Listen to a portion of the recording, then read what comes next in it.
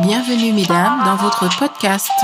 Je suis Laure, je mets mes compétences en conseil, enseignement et ingénierie de formation au service de l'empowerment au féminin. Vous pouvez me retrouver sur ma page Instagram glorious.woman. C'est déjà notre 3e podcast. Aujourd'hui, nous allons parler de la volonté.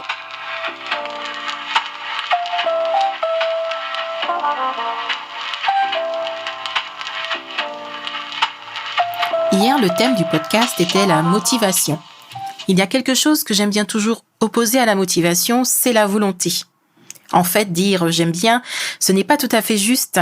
Je dirais plutôt que les autres, enfin, pas tout le monde, mais quand même un paquet de monde quand même, aiment opposer la motivation et la volonté. En gros, si t'as pas de volonté, t'es pas motivé. Nous avons dit que la motivation était un processus. Donc, il y a la notion de temps, la notion de fluctuation, puisque la motivation n'est pas un phénomène statique.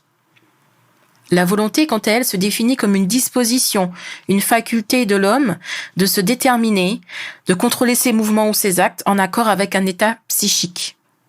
Ça peut être aussi juste exprimer un vœu. Si tu exprimes un vœu, le fait d'avoir le déclic et de passer à l'action va montrer que tu as de la volonté. Mais au final, ça n'implique pas de bouger, ça n'implique pas toujours d'agir.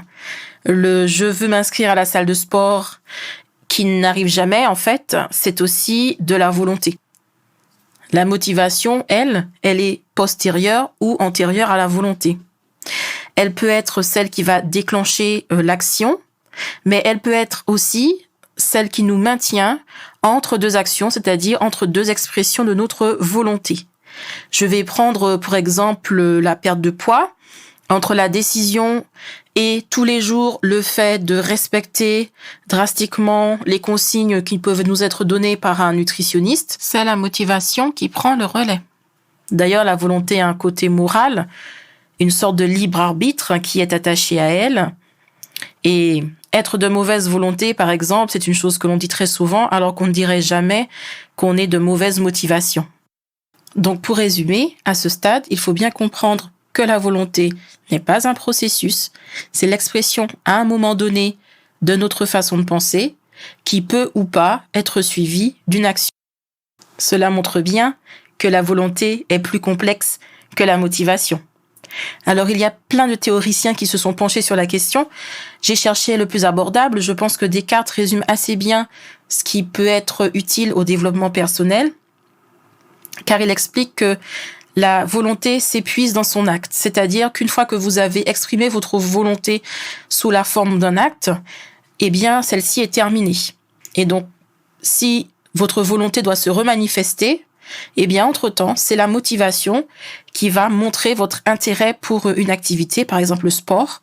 Donc, entre deux manifestations de votre volonté de faire du sport, de footing, de rendez-vous en salle de sport, eh bien, c'est la motivation qui va vous tenir en haleine. Donc, la motivation est bien un phénomène qui est en pointillé. Et une fois que l'acte est établi, elle n'existe plus. Donc, si l'on devait comparer la motivation et la volonté, on se rendrait compte que la volonté est une action beaucoup plus courte, mais plus visible, plus puissante et parfois tranchante de notre motivation, alors que la motivation, c'est vraiment quelque chose qui peut ne pas se voir, qui est fluctuant, mais si elle est renforcée et travaillée, elle peut agir sur le long terme.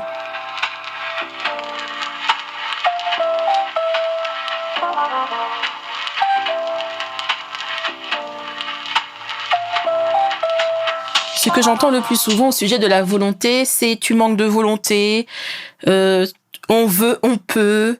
Alors, il faut distinguer l'intelligibilité, l'entendement et la volonté.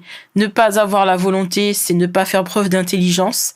Et ne pas avoir la volonté, ce n'est pas ne pas faire preuve d'entendement. Il est tout à fait possible de dissocier la volonté de son objet. Par exemple, votre ado qui sait qu'il doit avoir son bac pour avoir une vie plus facile, vous lui avez tellement répété, mais il n'a pas l'air de travailler. Eh bien, il ne fait pas preuve d'inintelligibilité. C'est juste qu'il y a encore un parcours là psychique qui doit être parcouru par lui pour comprendre que effectivement il est capable d'atteindre l'objectif que vous lui fixez. Non, ce n'est pas trop grand pour lui, quoique ça fait toujours un peu peur, mais qu'il est capable de réussir, et donc là le fameux déclic pourra se manifester. Mais avant le déclic, il peut y avoir une période de doute plus ou moins longue, et c'est tout à fait normal.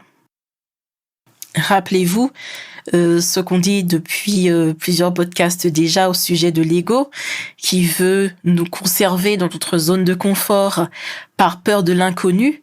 Eh bien, là aussi, c'est notre ennemi, parce que si nous avons la volonté de faire quelque chose qui va changer notre quotidien, eh bien, effectivement, notre ego va agir contre nos pensées, et effectivement, notre volonté ne va pas être très efficace.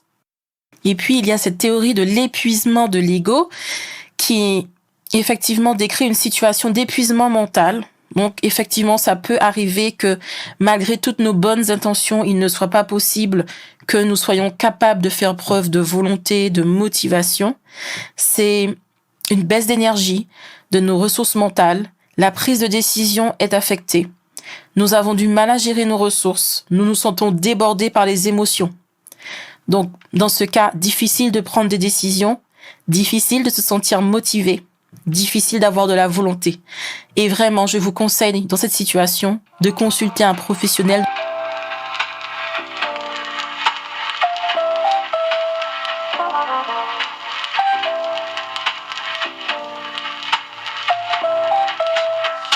Alors, comme vous le savez déjà, une fois qu'on a balayé le sujet, on passe aux exercices. Comment augmenter notre volonté? Est-ce que cela est possible? Alors, on ne peut pas agir directement sur la volonté. On peut influer, par exemple, sur la motivation. La motivation va intervenir comme un maintien de la volonté. Ensuite, mesdames, je vous conseillerais de vous fixer des objectifs transcendants, des objectifs motivants. Parce que les objectifs ennuyeux, ce sont des tues la volonté. Nous n'avons aucune motivation, aucune envie. Comment avoir un déclic? Nous serons toujours plus motivés, plus enclins à faire une activité qui nous motive, qui nous passionne, pour laquelle nous avons de l'affect, plutôt que d'effectuer des tâches qui ne nous intéressent pas du tout, qui ne nous motivent pas du tout et qui nous ennuient. Les décisions prises sous le coup de la volonté ne sont jamais envisagées par la personne elle-même pour se nuire. Même si elles sont vues comme immorales ou contraires à l'éthique, la personne en question voit les choses sous un angle positif pour elle-même, pour arrêter une souffrance, pour augmenter ses revenus, même si c'est contraire à la loi. La volonté n'est jamais envisagée pour nous nuire, pour se nuire à soi. Évidemment, pour éviter les problèmes, il faut privilégier les bonnes décisions, les décisions légales, les décisions éclairées. Donc, il faut rester informé. Donc, ça implique que nous nous documentions, que nous nous basions sur des choses, des éléments fiables, des données fiables. Et loin de moi l'idée de vous culpabiliser à l'heure d'Internet, à l'heure des sources diverses et variées, ou en tout cas qui se prétendent fiables. Il n'est pas évident, il n'est pas facile de vérifier systématiquement les sources. Il y a même d'ailleurs en 2021 des cours ou des pastilles télévisuelles qui démentent les informations et qui nous aident à y voir plus clair. Donc, première chose à faire pour faire des choix éclairés et être motivé dans le bon sens, j'ai envie de dire, c'est d'être informé.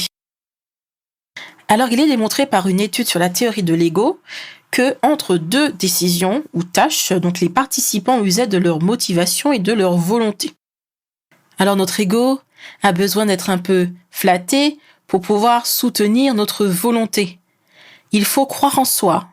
Il faut oser se dire que notre puissance, notre volonté est illimitée et que nous avons la chance de maîtriser notre volonté et que nous allons faire preuve d'une grande aisance dans la réalisation de nos objectifs. Il faut penser grand. Alors notre ego a besoin d'être un peu flatté pour pouvoir soutenir notre volonté. Il faut croire en soi. Il faut oser se dire que notre puissance, notre volonté est illimitée et que nous avons la chance de maîtriser notre volonté et que nous allons faire preuve d'une grande aisance dans la réalisation de nos objectifs. Il faut penser grand.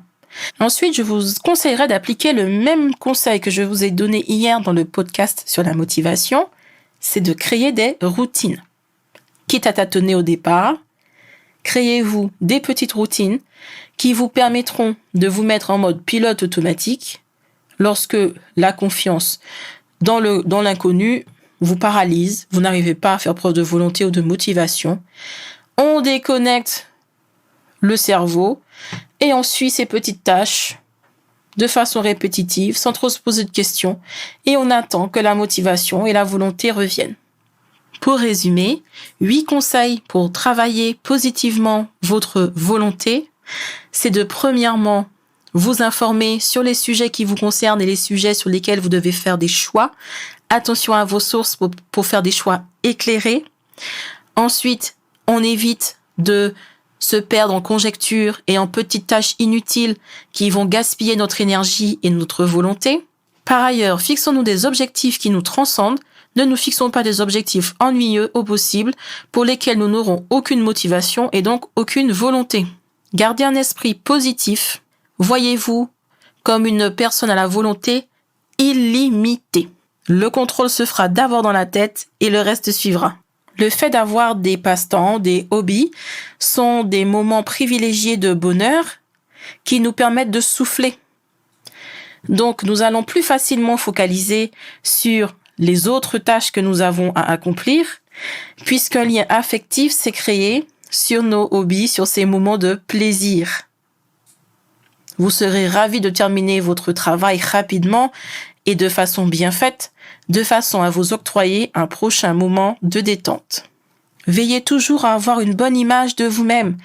Dans vos propos, dans la façon dont vous parlez des autres, il faut toujours être constructif et positif. C'est déjà un travail qui fait appel à la volonté et qui a un impact sur la façon dont vous vous voyez. La façon dont vous parlez de vous définit votre grandeur. Or, nous avons dit que nous avons besoin de grandeur pour penser volonté illimitée. Donc, quitte à parler moins, mais parlons mieux. Enfin, des conseils qui valent pour tout le monde, sport et méditation. Les hormones du plaisir, des hormones du bonheur que procurent le sport et la méditation peuvent vous aider à maîtriser votre corps et votre esprit, et donc votre volonté. Elles réduisent le stress. Elles réduisent l'impact du stress sur notre mental, sur notre motivation. Elles nous aident aussi, ces deux pratiques, à mieux gérer les tensions de notre quotidien, au travail, à la maison, et de ce fait, elles nous permettent d'être plus focalisés sur nous-mêmes, et donc d'avoir une meilleure image de nous-mêmes, et bien sûr, développer notre volonté et notre motivation.